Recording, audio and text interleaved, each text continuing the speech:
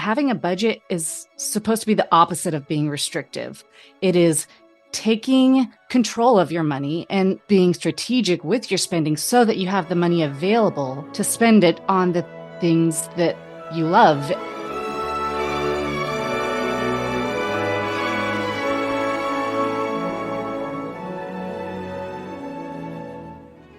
Hello, and welcome to the Arts of Language podcast with Andrew Pudewa, founder of the Institute for Excellence in Writing, or as many like to say, IEW.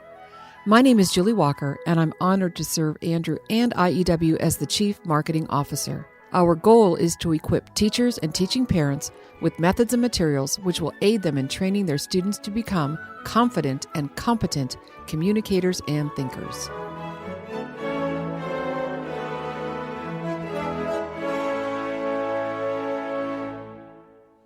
So, Andrew, do you know what a barrel stave is? I have a vague idea, but I wouldn't want to give a wrong definition in public. So you tell me. Okay, I will. Barrel staves are narrow strips of wood that are used to make the sides of barrels. Yes. They are also used for tanks, tubs, vats, and pipelines. And then the bands that go around the barrel right. are something else. Yeah, they give the barrel the structure, but a barrel needs to have multiple staves in order to give it its shape. And they have to fit together perfectly. Yes, they and do. then they have to not leak. Did you know I actually worked on a business plan to start a bourbon barrel construction company? To make the barrels? To make barrels, to import the oak and then cut it. And it has to be done it's quite a phenomenal art to this thing. Yes, and of course, people now use whiskey barrels or wine barrels in decor. And so this is something that you may not be able to use very long for its original intent, but it can be repurposed. Right. And it smells good. And it smells good, yes.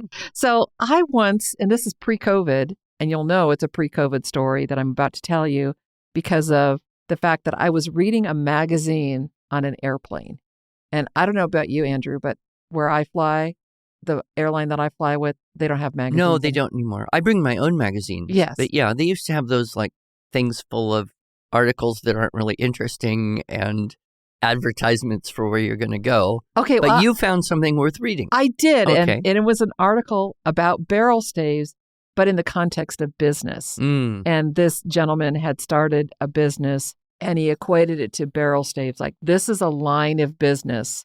My son would call that an LOB, a line of business, and it fits together with the other things that he was doing to make this beautiful product. And it holds liquid and accomplishes the process you're trying to do. Exactly. And if you don't have the staves, leaks, failure, loss. Yeah, I get it. And here at IEW, we kind of have our barrel staves. We've got our writing program, of course, which started it all, but we've added onto it our grammar, our spelling, and on, right? Right. So we have a guest on our podcast today, and I want to tell you a little bit about her before we get too far into her story. So this is a Homeschool 101 episode. We've started doing these post-COVID, a lot of accidental homeschoolers like, I got to bring my kids home because there's no school. And so we're here to help, and we're continuing to help now 5 years later with anybody that's brand new to homeschooling. And I have known Stacia Lowe is our guest on our podcast. Thank you, Stacia, for joining us. Thank you so much for having me. Well, and she, to me, is the quintessential barrel stave compiler. I want you to listen to all that I know about Stacia and all that she does, but we're going to focus on one area in particular that I think will help new homeschoolers as they're considering, wow, how am I going to do this with the limited resources I have? Drum roll, right? please. Yes, exactly. Well, I first knew Stacia. Stacia's in Southern California, which is where I homeschooled my own kids. And I had forgotten, she had told me that Stacia actually babysat my boys when they were younger and I was working. We had that overlap between my husband coming home from work and me starting my jobs because I was homeschooling and then I was off to work. And so Stacia would come and fill in for that gap. But Stacia, one of the most remarkable things that I remember about her when I was attending church with her and her family is her beautiful singing voice. She, along with some of her friends, had this incredible harmony group. Like, you cannot believe how beautiful. Stacia, did you ever record anything? We did. Okay, wow. Yes, we did. We will find a link to your recording. And I think, Andrew, with your refined taste in music, even you will go, wow. A cappella harmony singing is by far the best form of music. It is my favorite. Yeah. Yeah. And Stacia, what part did you sing? Alto. Yeah. Yeah. I was always in the basement. I'm more of a tenor. Alto is the glue between the top and the bottom. It's like the bands that hold the barrel staves together. Exactly. But I would always also sing the really high parts that nobody else wanted. So I kind of flex. Yeah. Very eclectic. Okay. So she also did drama. I remember attending some of her drama productions. But then now that she's all grown up and has boys of her own, she's a boy mom. Four boys. Yep. God only gives boys to the moms who can handle it. That's what I think. That's what I think. Yes, I agree. So now she has a business. She's an entrepreneur, has her own business. Oh, I forgot to mention one other thing about Stacia that I did with her, a couple things. She has an accounting degree, so she did accounting at Biola University, which is where I work. And she also taught a geometry class for the program that I oversaw connected to Biola. So accounting worked for me as basically administrative assistant, just super organized. But now, all right, ready for eclectic? I'm ready. She has a business, and you can find her business at stacialowe.com, and we'll put link in the show notes. She has writing, so she's written some, what would you say, middle school novels? Yeah, middle grade fiction. Yeah, middle grade for fiction. Elementary age kids. And she's self-published, and maybe someday we'll have her back on our podcast to talk about how you can do that. Yeah. She's had a degree of success with that. She has, as you mentioned, a knitting business, and she actually teaches homeschoolers how to knit in Southern California. Yes. Very good. Oh, I love it. Yeah. And one of her passions, and this is the reason why I wanted her to speak to our audience today, is budgeting. Budgeting. Oh, that is an ugly word for so many young people today. Exactly. And that's why, I'm coming into the scene saying, hey, it's not so bad. Yeah. One of my daughters uses an app called You Need a Budget. Oh. And she's trying to sell her siblings on how great this is. Mm-hmm. And there's some pushback on this idea. Like, I don't want anyone to tell me you need a budget. I just want to kind of float through, but then the credit card balances go up and up and up. Exactly. And you get into a deep hole pretty quickly. Mm-hmm. So I'm glad you can help us with this, Stacia. Thank you. I hope what I have can be help to moms out there who are just, they hear that word and think, I don't want to. Well, when you and I were speaking about this, you were talking about that very thing that Andrew just spoke to, and that is a budget feels constraining. Like it's a list of what I cannot do. Let's just start right there. Why don't you speak to that? So I've spoken to women's groups about this, and I ask the question, what's the first thing that comes to mind when you hear the word budget? And they say, restriction, and my husband telling me I can't spend money, and like bad, I'm have an allowance, and it's all negative. And so what I am trying to do is help moms understand that having a budget is supposed to be the opposite of being restrictive. It is taking control of your money and putting a strategy in place for your spending. It's not about not spending. It's about being strategic with your spending so that you have the money available to spend it on the things that you love and that are a high priority for you and your family. So it's just about a perspective shift that I'm trying to help moms and their children understand. Because you mentioned my knitting class to homeschool students. The class is actually called Not Your Average Knitting, KNOT. Yes, I love play on words. But because I teach 4th through 12th graders knitting plus budgeting. So I'm halfway through the semester, we start having budgeting conversations as we're all knitting our projects, and to help them understand financial responsibility. And it's not just about, hey, mom and dad, I want this, buy it for me. Actually, there's a lot more, that are parents, and eventually when you grow up and are living on your own, that you will have to do with your money, and you need to, get organized before you're looking in the rearview mirror going, oh, that credit card debt, I'm drowning, I'm overwhelmed. It's, get ahead of the game and be prepared. When you know what you're spending before you spend it, it just brings a lot more peace of mind. And that's what I hope to help moms accomplish. And so you teach this to people in a seminar, online, individual coaching? Like how do you get people excited about this? Sure. A lot of my knitting students, basically, I want to give moms of my students the resources so that they too can learn what their children are learning in my class. So, I'll send home weekly emails and I send out a monthly newsletter, and it's my small business. It's knits and novels, hobbies from the heart with purpose. So it's not just, buying whatever books you want whenever you want them and buying more yarn because you have all of these projects you want to do. It's, yes, I want those things. Let's figure out how we can do it without adding stress and strain to your pocketbook, your wallet. I'm online, I've got my website, and I like on my Instagram account, it's just fun making fun videos to draw moms in, to give them a good laugh, and then say, hey, if you want, I can help you with the hard stuff, because it doesn't have to be so hard. I just want to simplify motherhood for you, When I think about the brand new homeschooler, maybe she's brought her kids home from school.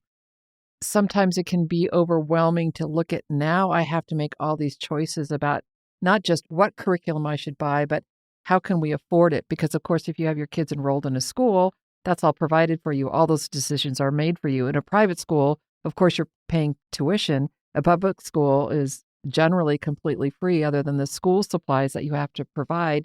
So this budgeting idea, Stacia, isn't just how much am I going to spend a week on groceries, but how can I accomplish the goals that I'm wanting to accomplish with the limited funds that I have? Because everybody, no matter how rich you are, there is still a limit to how much money. Exactly. And so this all started for me when my husband was unemployed because the California division of his company closed, and they said, you can keep your job as long as you move to Texas with us. And we said, no, thank you. Our family's here. This is where we're staying. So we went back down to one income. Well, see, I've lived on a single income, for 5 years when I was a single mom. And that's when I started doing the budgeting. So when he was unemployed and, I said, that's fine. We'll just tighten the budget. And then I was talking to a friend about it, and I was just talking nonchalant, like, oh, everyone does this budget thing. And she's like, Stacia, no, it's not common for, people to practice budgeting. And I said, oh, really? I love it. And, I'll do it for downtime because I'm looking down the road, preparing the finances, everything is set. I'm not worried about what's coming up. And if I like doing it so much, I'm going to create resources that help moms do it automatically, just plug in your numbers and your budget populates, And so the resources I provide are not only teaching my knitting students like the beginning budget, which covers not just your hobbies that, you're learning in class, but when you start living on your own, the income that comes in and the expenses that go out, the cash inflow and outflow. So when it comes to the mom who's, starting this whole homeschooling job, I've got the resources to plug it in. If it's just for school expenses, you can budget that to know what you have based on the money coming in for school purposes. But overall, what the family budget is. So sources of income and all of your, rent or mortgage or utilities and groceries and gas, it's all in there. So you just plug it in, what you want to be spending for the month, to see, oh, I don't have enough money to spend that much. Or, oh, I've got so much more. I can now put it into savings or, get an extra, whatever. So my goal is to help moms simplify the hard things, like the daunting task of money management, since I enjoy it so much. What is the first step? Like if you're talking to someone and they just aren't doing it at all and they have very little or no savings, their debt is gradually increasing, what do you tell them as the first thing you've got to do? And then what's the next thing? And the next thing? What's the basic plan that you try to teach people? The first thing that you need to do is become aware of what you're already spending. So I'll tell moms, go back to your last month's finances, which means you're going to have to take the time. Yes, it's, you have a lot of important things to do and it doesn't sound fun. So you kind of put it to the back of the, list of things to do, but it needs to get done. You just have to do it. It'll take about a half hour or, you go through your bank statement or your credit card statement to see what you spent your money on. And then you're going to get, have the realization, oh my goodness, I had a lot more coffees than I thought I did. And, oh, I haven't even worn that pair of jeans that I bought, last month. If you're just spending haphazardly and just whatever you want to buy, the impulse purchases, you're not keeping track of all of those things. And so the more you do it, the more it gets away from you. And so I just encourage moms, go back and look what you're already spending your money on. And then you can figure out what of those things are unnecessary. If you're having, 10 coffees, cut it down to 7. I'm not saying cut out everything that's good. Don't spend your money on anything that's fun. Absolutely not. I actually say the opposite because it is more rewarding to do the hard effort of saving your money for the big stuff, for the priorities in life. It's more rewarding to do that when you can enjoy things on the way. So I say budget, add categories in your budget for the fun things, for, the family activities, even the family vacations that could get expensive. But if it's in the budget and you know that your vacation is coming in 3 months down the road, you can start putting money away for that now, not spending money on 10 coffees, only 7 or 5. And then there's that money that you save from not spending what you usually would have. And now it's going towards your vacation fund or, college tuition or, the big things, a car or whatever. One of the things, Stacia, that we get here at IEW is I'm going to say misunderstanding that our curriculum is expensive. And what I like to say is, well, first and foremost, it works. It's guaranteed to work. If you are not satisfied with our products, we will cheerfully refund your money. We are so confident that it works. But the other thing is, if you buy some other curriculum and that doesn't work, and then you buy another one and that one doesn't work, and by the time you just stop doing, if you would have added that all together and just not done that and started with us, you're going to have better results. Well, and people try to make the best decisions they can. Absolutely. At the time. But there is that price tag, sticker shock kind of thing. And I think we've done a good job in working with that and assuring people you invest in the education of yourself. That's a lifetime investment. And so, we kind of go that direction. One of the things I've heard young people say right now is it's stupid to save money because the money is always worth less. And your interest in your little bank account or whatever doesn't keep up with inflation. So you might as well buy what you need now. Have you heard people talk about that idea like inflation makes savings, not satisfying right. on I one understand end that and concept. a waste of effort on the other? How do you respond to that? Well, for the most part, the moms that I'm talking to aren't thinking inflation. They're just, I do what I got to do and I'm going to buy what I want and I'm doing it now, like with a blindfold on to not think of anything, how it's affecting the rest of their family. But I can understand that concept. However, if you're spending all your money now, how are you going to afford the unexpected tire cost when you get a flat tire that, happened to me 2 days ago? So earlier a this month. contingency fund is yes, exactly. a critical part. Absolutely. Because what happens when you don't have funds available for the emergency, the extra $300 in your budget emergency. You don't have that. What happens then to your stress level? It skyrockets. And then what does that stress do to your kids? Speaking to parents, a stressful mom is going to be more stressed in her family with her kids.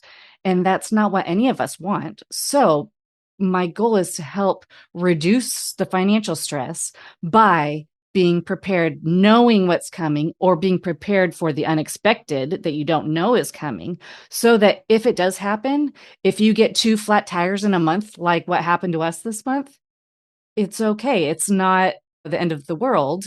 Yes, it's unfortunate, and no one wants to spend the extra money, but you don't have to be stressed that the other necessities aren't being covered. Another thing, Just I about being wonder prepared. if you have help for people. It seems like today, more than any other time in my life, you can't do anything online at all without a constant hit of very appealing products available.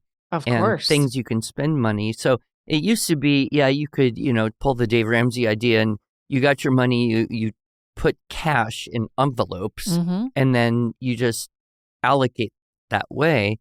And nobody uses cash or envelopes, so you have to kind of redo that. But I wonder if you have any tips for people who feel particularly susceptible to, wow, that's such a great deal. I have to buy it now because it's 20% off and it looks so cool. It's going to make my life better. But yeah, it's $80. And you don't get to the point of thinking, do I have that $80 now? It's like, if I don't spend 80 now, I'll have to spend 100 later when I do buy this thing. So it's what I'm trying to constantly teach my boys. You are not in a hurry. You do not have to be rushed into anything, any purchases. It is successful marketing that convinces you that you do. And so if you think about it, if you already have your budget in place and you know what you want to buy, I always encourage moms to keep your financial goals in your line of sight so that you come across it every day to remind yourself, oh yeah, that's why I'm not buying such and such, But if you think about all of these ads that pop up, oh, I need that right now, it's 20% off. But right now in the budget that I've already planned out, it's my plan. I'm sticking to my plan. The budget for today is $0 spent on that, whatever it is. So 20% off of the ticket price is still much more expensive than the $0 that is set already in today's budget. And so I always say, don't give in to the peer pressure of marketing. Like, you are in charge of your money and the timing of when you spend your money. Don't let anyone rush you or convince you otherwise. That is one reason why I have always held, from the very beginning of this business, we just don't discount. We don't have these periodic times when you can get a big discount, because I don't want people to feel that pressure. Our price is our price. It's always going to be our price. Anybody selling our stuff, I think that gives a little bit of security. Whereas, I get these emails like, buy today and save 35%. I just hate that. Like, could you just set your price and keep it the same, and then I can buy it when I can, rather than, oh, now I have to. And I wish more people would take my attitude about it, honestly. It's, it's the industry and marketing and the social media and all of the ads and everything. It's how, certain businesses get their money, because, I like what you say. Parents can trust that they can come and get your curriculum and what they want from you at the same cost tomorrow as it was yesterday. That's really good. I really like, and I want to help moms just slow down in their spending, because yes, take the time, the half hour now, to look through your spending and start planning for the things that you want to spend your money on for next month, based on what you're saving and not spending that you did last month. Slow down, and it will require that time to put into it. So you're not going to be doing something else in that time that you're working on your budget. but that is intentionality. You're being intentional to slow down and be prepared in your finances so that anxiety of money stresses don't have to feed into your parenting and your home life, your family life. Stacia, we're unfortunately out of time, as I suspected we were going to be. Looks like Andrew's got another question for you. I do want people to know, and I'm sure you're going to tell us, let's say there is a mom who understands this is tough, I need help, and they want to find out if you can help them. What's the pathway into getting your help this way? So I've got a page on my website that has all of my low budget products. Lowe is my last name, another play on words. I love it. Is it LOWE? It is low budget. Exactly. But you'll see everything from my ebook that I wrote to give you the perspective shift to be able to encourage you in your intentional spending and saving strategies. Stop staying stuck, taking that first step into financial peace of mind. That's my ebook. And that'll kind of be a good starting point. I've got free resources also. The cash tracker is just a printout that you can get on my website, and you can fill in all of the different categories of spending from last month to then, circle 1 or 2 or 3 that you're not going to spend this month. And it'll show you how much that you're saving by not spending the same way you did last month. And then you can go to my savings calculator. And this just puts in last month's actual spendings and then the amount you want for your current month budget. So you reduce last month's spending $5 or $10, in all of the categories. And now you have a savings account that can either go into savings or you can apply it to another spending category. It's just about being intentional with the timing of the spending of your money. So my 3-month budget, that is your whole family inflow and outflow, your income and your expenses, things that are, fixed or variable throughout the month, whether it's the same amount every month or it changes depending on, time of month or whatever. You'll see side by side, March, April, May, and all of my spending and what I could be saving each of those months. So you've got 3 months in advance that you're looking at that can prepare you for, a quarter of the year of peace of mind because everything is in its place. I've also got the student budget, which I offer to my students in my knitting class, and it is the basics. So it's just practicing sources of cash inflow. If you have a job, if you earn an allowance, and things that you spend your money on, if you're buying gifts for your family, or it's just a matter of becoming familiar with what comes in and what goes out and the timing that happens throughout the month. So I've got different, and they're Google Sheets. So I wanted to make something even easier because, there's tons of apps, and even the simplest app that is, free and it's on your phone, it can be overwhelming. So I wanted to take it a step back even, simplify even more. It is just a Google Sheet that can go with you wherever you go. And you are just putting in numbers. You can see the category and you put in your number, and then the flow of your money over the month populates automatically. Kind of like what we do with writing. Take a big, huge, complex thing and break it into very small, manageable step 1, step 2, step 3, step 4. So, excellent.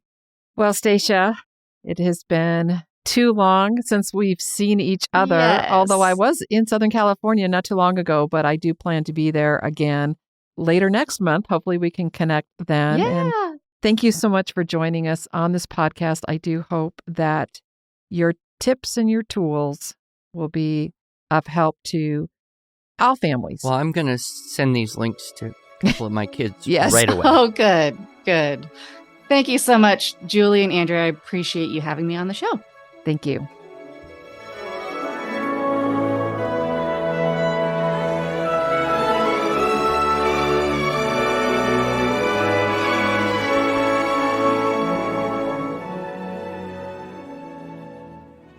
Thanks so much for joining us. If you enjoyed this episode and want to hear more, please subscribe to our podcast in iTunes, Stitcher, or Spotify. or just visit us each week at iew.com/podcasts. Here you can also find show notes and relevant links from today's broadcast. One last thing, would you mind going to iTunes to rate and review our podcast? This really helps other smart, caring listeners like you find us. Thanks so much.